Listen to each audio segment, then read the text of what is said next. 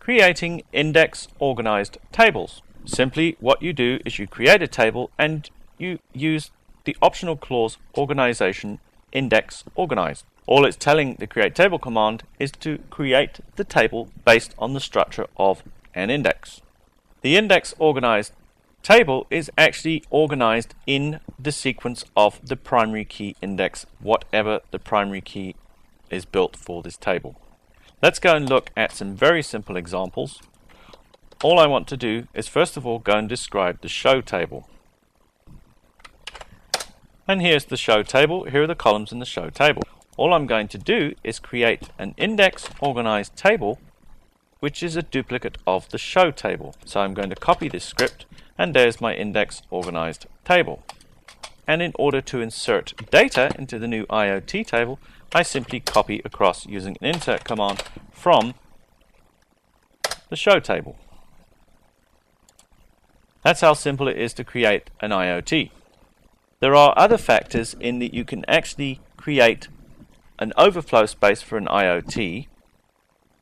The only additional thing I will say about an IoT is that you can actually create an overflow structure for the index organized table. In other words, when rows are inserted that do not fit into the structure of the original row, they're actually inserted into a specifically targeted overflow physical segment on the disk.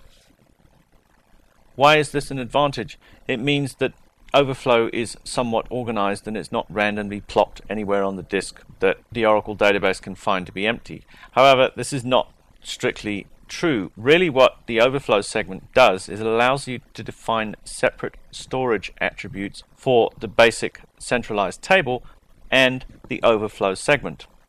Why is this irrelevant?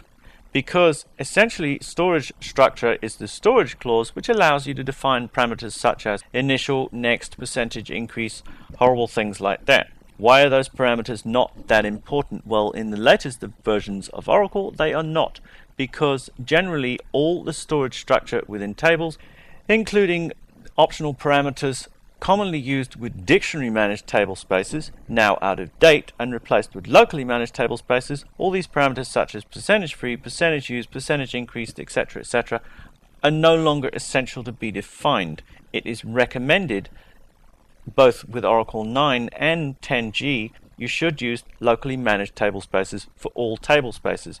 And in the latest versions of Oracle 9, as in 9.2 plus, you should actually be using automated segment management. In other words, those parameters are just not messed with anymore. You don't set them anymore.